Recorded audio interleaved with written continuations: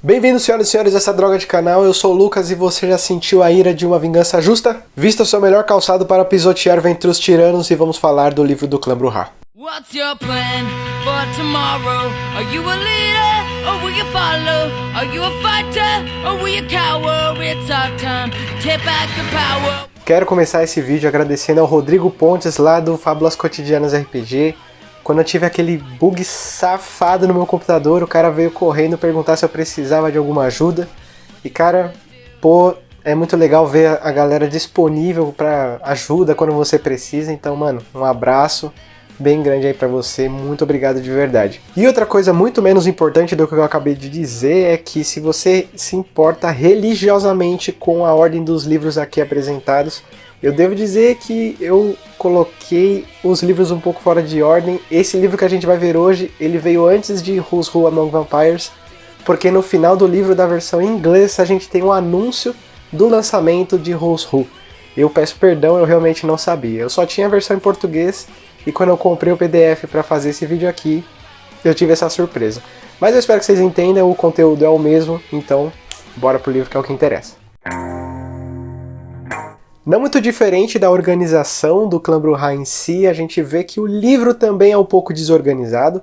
Ele separa a primeira sessão como uma introdução ao conteúdo que a gente vai ver, só que ele não explica muita coisa, ele só diz que, diferente do que as pessoas pensam, o clã Brujah ele é muito diversificado. Na verdade, é essa a justificativa que ele dá por toda a confusão, por toda a falta de organização que existe dentro do clã, mas mesmo assim é um espaço desnecessário, poderia ter muito mais coisas para introduzir o livro, mas mesmo assim já dá uma ideia.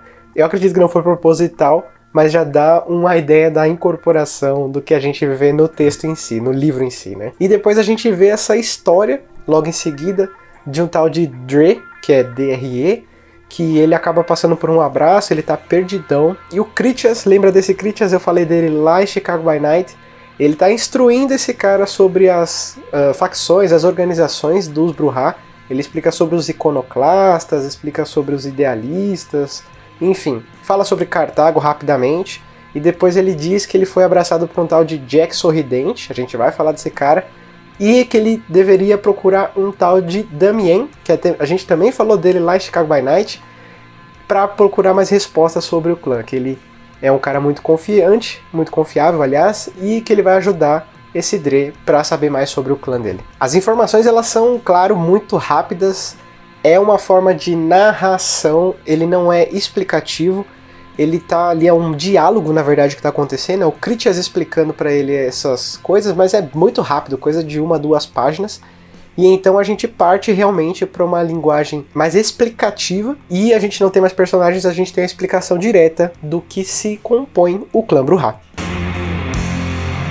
Se você não sabe quais são as 3 facções conhecidas dentro do clã Brujah, que são os iconoclastas, os idealistas e os individualistas, vou explicar rapidamente aqui pra você. Os iconoclastas, eles são aquela facção do estereótipo que a gente tem do clã Brujah. Eles são aqueles anarquistas de fato, eles, assim como o nome indica, eles não gostam de adorações, não gostam de lideranças em si, pessoas que são reconhecidas e são veneradas.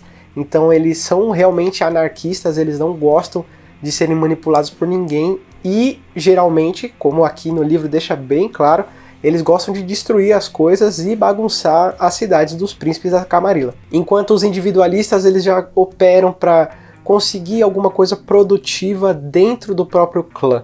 Eles não estão ligados nem aos idealistas, que nós vamos ver daqui a pouco, nem aos iconoclastas diretamente, mas eles tentam fazer alguma coisa diferente para o clã. E os iconoclastas é aquela facção que é composta majoritariamente por anciões, principalmente por carregarem aquela ideologia de que Cartago ainda deve viver, ela é importante ser restaurada, fazer um novo lugar que é ideal para todos os Brujah e outros vampiros também, por que não?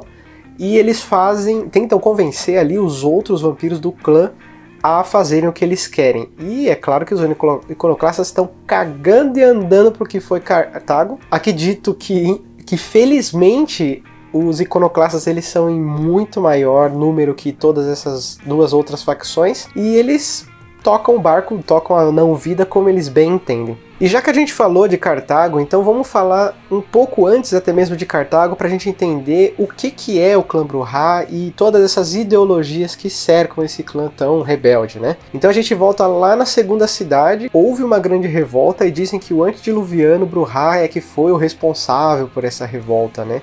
Na verdade dizem que tanto que ele foi o fantoche, quanto que ele foi o cara que instigou ali a rebeldia para que os outros antediluvianos, os outros da quarta geração, se rebelassem contra os da segunda geração.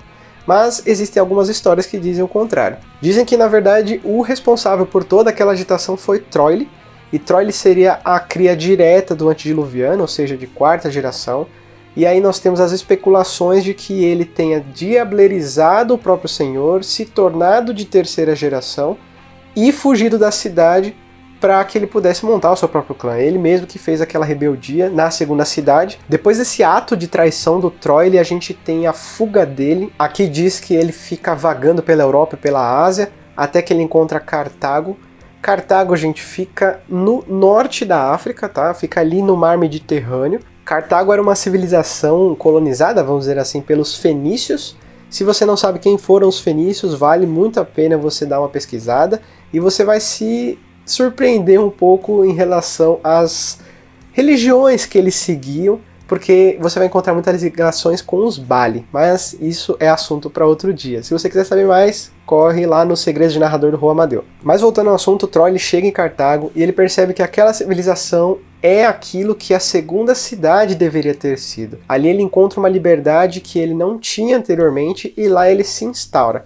É importante dizer que nessas peregrinações entre Europa e Ásia, ele passou por todos os países que não eram tão importantes assim, justamente para não chamar a atenção dos outros antediluvianos que estavam o caçando. Só que o legado em Cartago durou pouco tempo. Aqui é dito que houve ali uma certa conspiração, os inimigos de Cartago, não diz quem é, mas nessa época, só para situar vocês de uma forma histórica, a gente tem confronto direto com o Império Romano e Cartago, se não me engano, são 3 guerras que tem, as guerras púnicas, tá?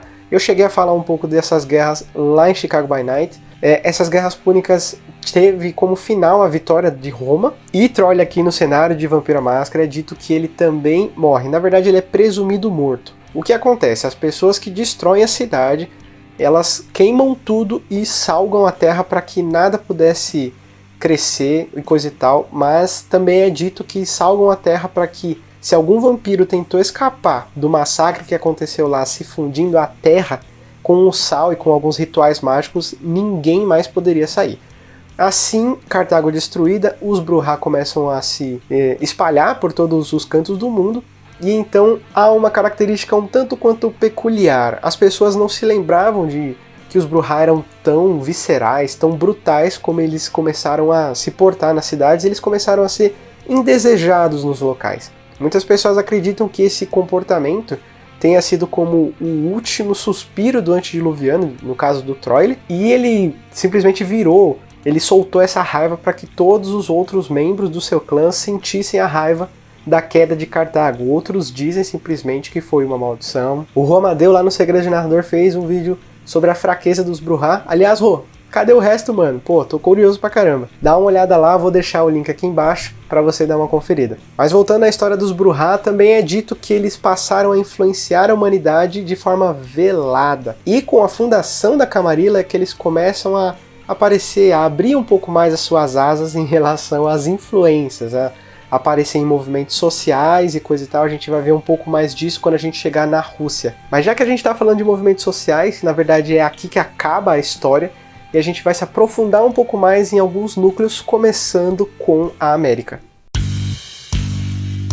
É dito que Marguerite Focart, que é uma Brujah francesa, foi mandado pelo seu senhor até as colônias, né, da América, no Novo Mundo. Isso a gente está falando de século XVIII. Ela foi mandada para lá como uma forma de reconhecimento de terreno. E assim ela viu que havia um potencial de revolução lá. Ela retorna à França para que ela pudesse influenciar algum tipo de patrocínio ou apoio direto às pessoas que queriam a revolução. E isso só aconteceu justamente porque o Mithras, um Ventrue, eu falei dele lá em A World of Darkness. Se você não conhece a história de Mithras, eu também contei a história dele quando eu disse sobre a Inglaterra. Então Depois você dá uma olhada lá. E o Mithras ele estava distraído, por mais que as colônias nos Estados Unidos elas fossem inglesas, o Mithras ele não havia mandado seus Ventrue lá, porque ele estava mais ocupado com os assuntos na Inglaterra. A gente vai ter mais informações disso mais pra frente. Mas até aí foi a brecha que os Brujah queria, e então começa realmente a Revolução Americana. E nesse meio tempo a Focart ela abraça um tal de Priscus Attucks.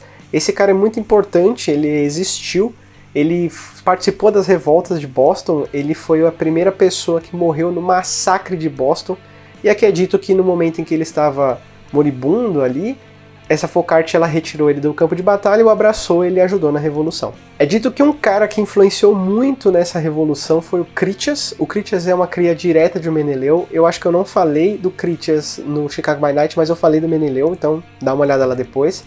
E ele tinha muito contato com o Benjamin Franklin. E o Benjamin Franklin, quando ele foi à França a fim de fazer diplomacia, ele teve muitas conversas ali com o Critias. O que realmente importa disso é que o Benjamin Franklin, ele conseguiu frequentar ali a grande sociedade na França e trazer o historiador como auxílio para a Revolução. O historiador, eles já estavam cansados da forma que haviam sido tratados na Inglaterra, então decidiram apoiar outra pessoa. Tudo isso tem lá em A World of Darkness. Mas tudo isso foi feito na miúda, foi tudo feito na calada da noite, foi tudo feito às escondidas para que os Ventrue não percebessem. E nessa altura do campeonato a gente tinha tanto os Brujah quanto o Sabá na América, e eles estavam muito fortes, porém desorganizados, o que causou o crescimento cada vez maior de membros de outros clãs dentro dos Estados Unidos, e isso fez com que eles se desestabilizassem, principalmente porque os Ventrue e o historiador voltaram a mandar. Se eles já haviam seus impérios, seus poderes na Europa, então agora na América eles chegavam de novo mandando na porra toda. E além da Revolução, a gente tem episódios que são importantes para a história do clã Brujah, como o combate aos Ventrue que eram escravagistas e donos de latifúndio ao sul.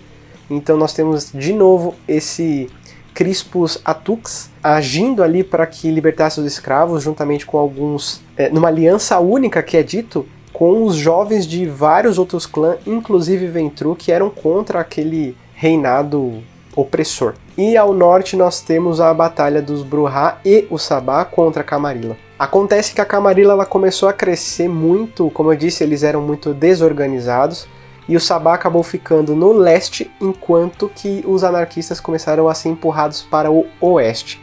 Empurrados lá na Califórnia, especificamente em Los Angeles, a gente tem um cara muito importante para a história dos Brujah. O Jeremy McNeil, acredito que seja assim que diga o nome dele, ele foi um anarquista muito importante porque quando ele estava fazendo as suas revoltas ali em Los Angeles, os anarquistas estavam crescendo cada vez mais. Um toreador, um tal de Dom Sebastião, ele quis colocar um ponto final, colocar uma ordem na casa ali, e ele pegou ali o seu historiador e mandaram dar uma surra nesse Jeremy. Só que esse Jeremy ele já era um pouco conhecido entre os anarquistas e causou um certo tumulto em relação a essa ação de espancar o cara. E então esse Dom Sebastião ele recorre aos anciãos ali de Los Angeles que falam que tá tudo bem, aquela ação, coisa e tal. Só que dentro do Conselho de Anciões a gente tem um Brujah, e os anarquistas ficaram putos porque o Brujah ajudaram, ficaram do lado do Dom Sebastião. Então, eles viram esse absurdo e falaram, não, esse cara aí vai cair e é agora. É então que os anarquistas se unem e fazem ataques à Camarilla de Los Angeles, e lá não tem vez pra ninguém, eles conseguem matar esse Dom Sebastião. E quanto ao Conselho de Anciões, alguns foram destruídos, alguns fugiram, outros se juntaram à causa anarquista, não diz exatamente quem. E no meio dessas revoltas, isso inspirou para que outros anarquistas de outros lugares, ali dos estados vizinhos, das cidades vizinhas, eles tomassem também uma atitude em relação à Camarilla do lugar, e então começam várias revoltas, e eles conseguem finalmente instaurar o que eles chamam de estados livres anárquicos. Esses estados anárquicos eles são liderados por esse Jeremy McNeil, mas ele não gosta muito dessa ideia, então eles fundam ali um conselho em que o líder de Sacramento, de San Diego, de Los Angeles, de Seattle, eles se juntam ali para tomar as decisões dos movimentos dos anarquistas. E também tem participação, é importante dizer que todos esses líderes eles são Brujah, mas eles abriram ali espaço para que representantes do clã Gangrel, Nosferatu e Ravenous participassem também desse conselho. E além disso, qualquer pessoa que quisesse participar, pode participar numa boa. Aliás, Los Angeles é descrito como um lugar bem bagunçado, em que não se sabe nem quem pisa lá, não se sabe quem entra, quem sai, quais são as atividades do Sabá, ninguém sabe o que acontece lá. E outro problema que é apontado principalmente por outros príncipes, e é o que pode fazer com que tomem uma atitude em algum momento, a gente vai ver isso nos outros suplementos, é que existe uma superpopulação de vampiros na Califórnia. O número de mortais simplesmente não é suficiente para alimentar tanto Brujah lá. Eles têm ali um acordo de não abraço, que eles abracem menos pessoas o possível, e eles seguem essa regra. Na verdade, menos pessoas são abraçadas, menos do que o esperado, mas muitos Brujah foragidos de outros lugares chegam, então os anarquistas eles crescem muito. A gente vai ver mais informações sobre isso lá em LA by Night. Mas vamos falar enquanto isso de outro ponto importante na história dos Brujah, que é a Rússia. Longe de mim dizer que sou um entendedor da história da Rússia, eu realmente acho ela bem confusa e eu entendo pouco dela. Então eu só vou me inspirar, me basear no que é descrito aqui no livro. A história dos Brujah na Rússia começa no final do século XIX. Lembra que eu falei que eles começaram a se envolver em movimentos sociais e depois dessa Revolução Americana, eles também se envolveram nesse movimento aqui na Rússia, que os bolcheviques conseguiram controlar ali, eles tiraram os czares do poder e eles ascenderam. E quando eles ascendem, os Brujah, eles começam com uma proposta de uma nação fortificada, uma nação comunista em que várias pessoas poderiam se juntar àquela causa e formar uma nação fortalecida. Os Brujah, vendo uma oportunidade de fazer uma nova Cartago, não pensaram duas vezes e começaram a migrar para a União Soviética. Importante frisar que esse governo de czares era de controle dos Ventru e do historiador, tá? Bom, com a Revolução Russa, em 1917 a 1922, se eu não me engano, a gente tem ali uma nação Brujah, vamos dizer assim, e ela completamente consolidada, mas é claro que as suas iras, suas propensões ao frenesi não iam deixar eles conviverem, então eles começam a entrar em atrito constantemente. Mas então é dito que o Lenin começa a ficar um tanto quanto radical nas suas ideias, ele começa umas perseguições ideológicas, então eles tiram o Lenin do poder e colocam Trotsky.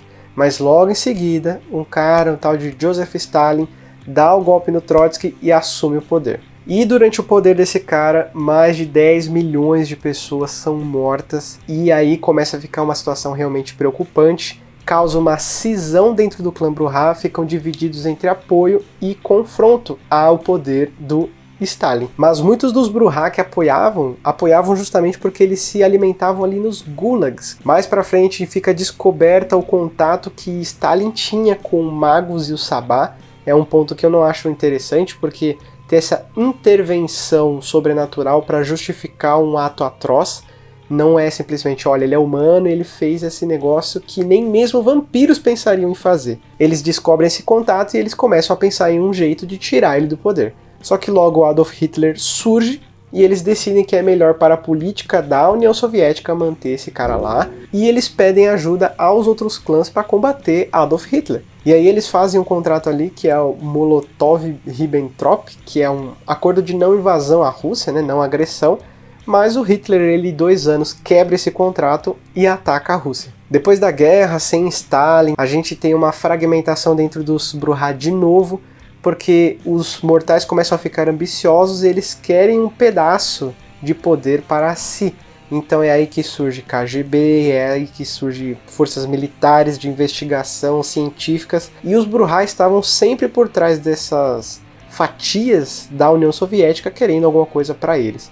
E diz que esse período ele dura mais de 50 anos e eles não conseguem se organizar para fazer a tão almejada nova Cartago. Até a chegada de um cara, que é o Mikhail Gorbachev, em que os Brujah ficam ali se perguntando quem foi que colocou esse cara aqui, não fui eu, não foi você, quem foi que colocou. E é claro que a gente está falando da Rússia, ela ia aparecer em algum momento. É claro que eu estou falando da Baba Yaga. Ela se revela, as pessoas descobrem que ela se revela do seu torpor.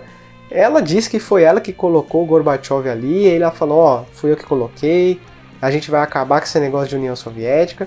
E aí os Brujah ficam malucos, começa uma movimentação, fala, ó, essa Baba Yaga aí, não é flor que se cheire não, ela vai destruir tudo. Eles conseguem convencer até mesmo os Ventrue e o Historiador que essa Baba Yaga ela não ia se contentar apenas com o território Rússia e que ela ia se expandir para toda a Europa. E assim os Ventrue e o Historiador da Camarilla, eles mandam os vampiros de 7ª e 8ª geração, uma espécie de força de elite para a Rússia, para matar ela, só que não dá certo. Na verdade, toda essa força que foi empenhada foi para tirar esse Gorbachev do poder, quando na verdade a Baba Yaga ela atacou diretamente o Conselho dos Brujah. E aqui diz que ela demorou 8 noites para que ela pudesse destruir um por um. Já é dito que um cara sobreviveu aqui, mas esse cara está escondido, ninguém sabe sobre ele. A única pessoa que pode dizer, na verdade as únicas pessoas que podem dizer sobre esse caso são os Nosferatu da Rússia, que também estão divididos agora, já que uma grande anciã acordou, eles não sabem se apoiam ela, não sabem se vão contra ela, ela tem a sua natureza ali extremamente monstruosa, ninguém sabe o que fazer. Numa descrição de um cenário atual dos Brujah, eles se referem aos territórios de poder dos idealistas em especial, ou seja, são em sua maioria os anciões, né? Eles têm poder na Suíça, na Itália e na Grécia. E nesses lugares eles têm uma mão de ferro ali, eles são completamente semelhantes ao Historiador, aos Ventrue, aos Tremere em relação à tirania, por mais que eles fossem parte ali do clã Brujah. E os iconoclastas, na verdade eles não prosperam na Europa. Há muitos iconoclastas, há muitos rebeldes europeus, Brujahs europeus, que são extremamente engajados nessa luta. Na verdade tem muita gente que fica na Europa para lutar contra essa tirania dentro do próprio clã, mas ao mesmo tempo a gente tem iconoclastas nos Estados Unidos, como eu disse, a gente tem a força na costa oeste americana, que são os Estados Livres Anárquicos, liderados pelo Jeremy McNeil. E uma coisa interessante é que entre esses caras, como eu havia citado logo no comecinho desse vídeo, a gente tem esse Jack Sorridente, que ele tem uma tática um tanto quanto curiosa, que é essa migração pelos estados dos Estados Unidos, e ele fica abraçando gente para dar trabalho para os príncipes das cidades, é o que chama a atenção, né? E esse Jeremy McNeil, por mais que ele seja um dos líderes importantes dos anarquistas, ele não gosta do comportamento do Jack Sorridente, mas ele não pode fazer nada porque vai contra o princípio da liberdade, da anarquia. Existem 3 formas de reunião dentro do clã Brujah. Existem as algaravias, existem as raves e existem os debates. As algaravias são as reuniões convencionais, acredito que a cada final de show de um concerto de uma contracultura, e isso pode ser tanto um show de rock, um show de rap. Na época é dito que até as raves, né, era início das raves naquela época, então ainda fazia parte de uma coisa indesejada para a sociedade, né? Eles se juntam durante esse momento para falar sobre os assuntos, na verdade mais para se comunicar, trocar informações, e de forma completamente desorganizada.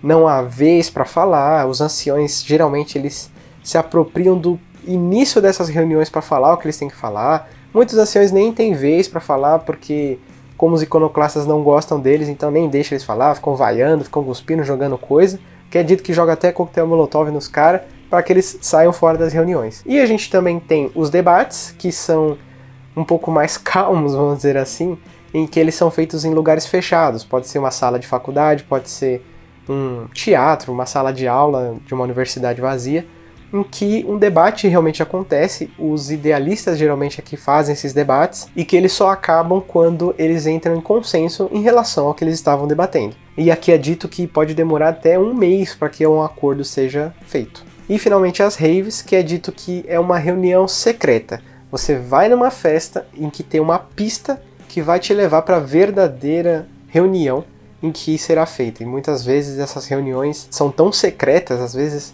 essa reunião ela pode te levar para uma algaravia, o que pode ser dessas pistas decifráveis apenas para vampiros, por exemplo, exigindo o uso de rapidez ou potência para que você possa passar por um obstáculo. E pelo conceito da liberdade, da anarquia, existem poucas coisas que eles admitem como um crime, E esses crimes são a quebra da máscara, eles prezam muito a segurança do clã e dos vampiros em si. E a outra coisa é a traição. Mas eles não ligam se os Brujah, eles estão conversando, andando com vampiros de outros clãs, eles simplesmente não ligam. Mas se esse ato, né, de trocar informações com outros clãs trouxerem a segurança de outro Brujah em risco, então ele vai ser julgado em uma algaravia.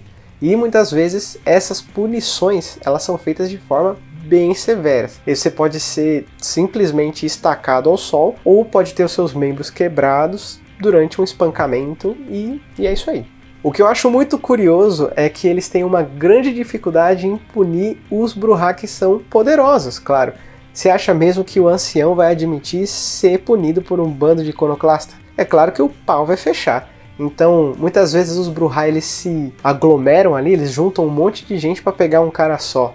Acredito que é muito comum isso acontecer. Ou então eles simplesmente excluem o cara das reuniões para que eles fiquem fora das informações dentro do clã. Aliás, a forma deles reconhecerem realmente o status dentro do clã, vamos dizer assim, o prestígio, a gente viu isso lá no Guia dos Jogadores da primeira edição, é justamente o poder, ou então as façanhas, o que ele fez pelo clã, o que ele fez pelos anarquistas, o que ele é bom de briga, são essas coisas mais que contam para um Brujah ser famoso ou não. E aqui dentro dessas organizações, como eu disse, é um livro tão organizado que no meio do livro a gente tem umas disciplinas que são desenvolvidas pelos iconoclastas, pelos idealistas, os individualistas, cada um com seus segredos. Eu acho que eu coloco lá na droga de página, então fica ligado aí. E aproveitando esse momento, falando sobre liberdade e anarquia dentro do clã Brujah, existe uma coisa que me chamou bastante a atenção.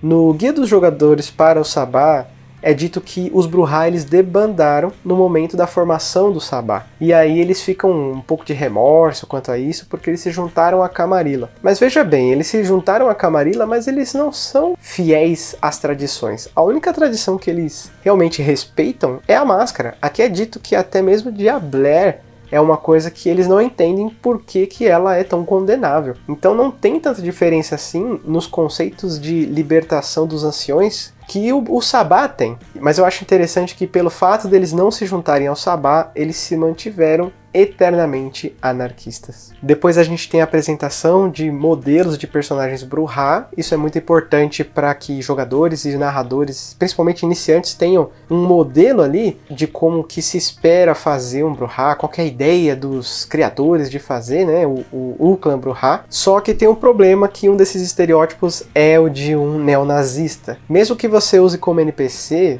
talvez, se o mestre for habilidoso, trazer esse incômodo em trazer esse Brujah que é neonazista, e pode ser que os jogadores precisem de um favor dele, putz, cara, tem que pedir para aquele nazi lá, cara, aquele desgraçado, um favor.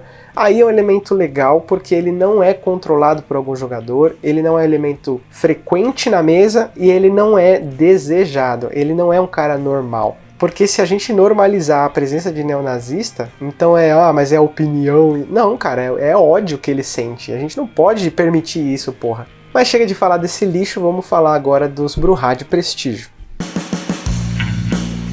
Aqui são descritos 5 Brujahs de prestígio e vamos começar pelo Robin Leland. Aqui tem um trocadilho, as pessoas o comparam muito com Robin Hood, né? Ele não afirma que é ele, mas ele conta muitas histórias sobre a Inglaterra, sobre as florestas que ele habitava e vagava ali na região, mas nunca admitindo quem ele realmente é. Lembrando que ele é senhor da Patrícia de Bolingbroke e da Marguerite Focart. Foi ele que mandou a Focart até os Estados Unidos para ver se tinha alguma chance de revolução nas colônias, né? Bem interessante. Mas diferente dos outros membros, ele prefere ficar na Europa, porque ele realmente se dedica à causa de revolta, causa de combate aos idealistas que lá estão na Europa. Por mais que ele também seja um ancião, ele não gosta dessa ideia e ele também tem se juntado constantemente aos movimentos sociais. Então vamos falar um pouco da cria dele, a Marguerite Focart.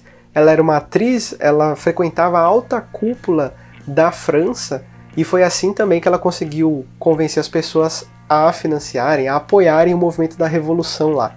Então ela levou até lá o apoio e trouxe de volta a ideia da Revolução Francesa, muito interessante. E lembrando que ela também, no meio desses tumultos, ela foi lá e abraçou o Crispus Attucks, e ela também ajudou nas revoltas que tiveram no Canadá, em relação à Camarilla, enfim. E hoje ela tem base dentro dos estados anárquicos, parece que tem uma casa de show lá em que ela faz as suas atuações interpretando ela mesma quando ela era mortal. E a gente tem esse Crispus Attucks, que é cria da Marguerite Foucart, e esse cara, como eu havia dito, ele é o primeiro cara que morreu no massacre de Boston, mas a história dele também é interessante. Ele é ex-escravo, de mãe indígena. Ele deixou a escravidão, ele foi libertado, na verdade, e ele se tornou um marinheiro, e aí ele começou a se envolver nesses movimentos sociais, e sempre ao lado de Foucart, fazendo as revoltas que tiveram ali o progresso, que fizeram a formação dos Estados Unidos, né? Ele também esteve contra os Ventru, que eram escravagistas e latifundiários, e ele também esteve na formação dos estados anárquicos. Então você vê que tem essa galera de peso bem importante. Eu gostei como o livro amarra todas essas personagens e traz mais informações ao final da obra, né? Bem inteligente fazer isso. A gente não vai ver isso em todos os livros, não. E falando dos estados anárquicos, a gente tem o Jeremy McNeill, que ele era um escocês, ele tinha o seu clã ali na Escócia, ele lutava pelo príncipe Charles I, e então ele foi abraçado pelas suas habilidades em combate. E então ele foi levado para a Irlanda para lutar pela independência da Irlanda, porque os irlandeses eram mais oprimidos que os escoceses pelos ingleses. Mas aí ele cansou daquele banho de sangue, que ele talvez tenha percebido que era iminente a destruição ao controle da coroa inglesa. Então ele vai para a Inglaterra e nada muda, né? Lá ele participa das revoltas, até que tem aquele episódio, pelo fato dos anarquistas serem sempre empurrados pela Camarilla, pelo Sabá, pro oeste. Ele participa na fundação dos Estados Livres Anárquicos e agora é um líder de lá. E tem um cara que dá dor de cabeça para ele, que é o Jack Sorridente, que dizem também que ele tem origem ali no Caribe, que ele foi um pirata durante o século XVII. Não se sabe exatamente o que ele foi, na verdade, mas ele lutou, ele fez muitos favores pelo clã, lutando ali no Caribe contra os espanhóis e contra os Ventru, e assim ele conseguiu ser famoso, ser considerado dentro dos Brujah, né? Porque ele ajudou muito ali, e quando ele foi pro norte nos Estados Unidos, ele foi dar dor de cabeça pros Ventru, que ficaram doidos com o cara, e ele tem essa tática de ficar migrando pelo território americano e abraçando cada vez mais vampiros, criando caitife para deixar os príncipes malucos, e o Jeremy, ele não é fã dessa tática porque pode colocar em risco os estados anárquicos, que já tem um território pequeno, vamos dizer assim, comparado ao da Camarilla, e ele tem medo de que esses atos aí do Jack Sorridente causem algum tipo de prejuízo para os Brujah de lá. Então existe esse pé de guerra, mas nada que possa se tomar uma atitude, porque como eu havia dito, vai contra o princípio da liberdade, ele faz o que ele bem entender. E o livro desse clã cheio de controvérsias, cheio de revoltas e coisas que não fazem sentido, e ideologias e coisa e tal. Eu acho engraçado como tanto tempo sem ler esses livros, eu acho que esse foi o primeiro suplemento de Vampiro à Máscara que eu li na minha vida. Eu acho que ele é um dos mais comuns também, é muito fácil de achar esse livro. E fazia tanto tempo que eu não lia ele que eu realmente não lembrava de muitas dessas informações que tinham aqui. Isso é muito interessante. Mas fazendo uma rápida ligação com o livro que existe da terceira edição, esse livro aqui ele não é dispensável, principalmente por causa de pontos de vista. Assim também em mecânicas, ele oferece, tanto o da terceira edição, ele oferece mais poderes, mais disciplinas, coisa e tal. Realmente ele é mais rico nesses quesitos, mas o da segunda edição, ele ainda tem algumas coisas que realmente são interessantes de você saber e acompanhar o progresso do clã até a terceira edição. Aliás, uma coisa bem legal é que a gente vai começar a ver como as edições elas não são exatamente revisadas. Né? Na verdade, a edição revisada é a segunda e não a terceira. A terceira ela é realmente uma edição que traz novidades, ela progride, ela não está revisando nada. Só algumas regras, coisa e tal, mas a história é a mesma. Então ela traz uma síntese, enquanto a segunda, ela realmente é a revisão da primeira edição. Mas enfim, a gente tem um progresso sim histórico e é legal ter os dois livros. E outra coisa interessante em relação aos livros do clã, é que existe essa riqueza de detalhes que vai trazer mais identidade. Eu sempre martelo nisso porque são as informações que os jogadores têm acesso e o livro básico não dá essas informações. Com o livro do jogador, até que ele tem uma abrangência em relação à organização de cada clã, de cada seita, mas com o Clan Book, né, com o livro do clã, existe uma clareza muito maior, menos no Clan Book dos Malkavian, mas eu vou deixar isso para o momento certo, para que eu não já seja cancelado. Deixa eu ser cancelado quando chegar o livro do clã Malkavian. E já que a gente falou tanto desses movimentos dos estados livres, anárquicos, né, a gente tá chegando, foi anunciado esses dias aí que vai vir a 5ª temporada de LA by Night, que é narrada pelo Jason Crow, tem aquele elenco excelente. Eu esqueci o nome do rapaz agora, eu sempre esqueço o nome dele, que é o cara que tá por trás do projeto da 5ª edição de Lobisomem Apocalipse. Se você não sabia disso, então vai acompanhar lá, para você ver o estilo do cara, para você ver o que você pode esperar também no livro. Saiba que isso é uma coisa bem interessante em relação à literatura, que a personalidade do autor entra muito na obra. Então vai dar uma conferida lá, vai saber se você não gosta, eu particularmente gosto. E já que eu falei de Lobisomem 5ª edição, eu vou soltar aqui um segredo. E uma promessa, na verdade. Assim que sair o Lobisomem 5ª edição, eu prometo fazer uma droga especial em relação a ele, beleza? Ficamos combinados aqui. Claro que não tem data de lançamento. Enfim, a gente tá tão perdido aí, a gente já tá esperando a Galápagos aí, que esse livro pelo jeito vai ficar pro ano que vem, né, Galápagos? Mas a gente, assim que sair essa 5ª edição de Lobisomem, eu vou fazer uma droga especial. É promessa. E a gente fica por aqui, se inscreve aí nessa droga, deixa um comentário aí também, curte, compartilha nas suas mesas, faz o que você bem entender e é isso aí, a gente fica por aqui, beleza? Não quero mandar em vocês. Um abraço.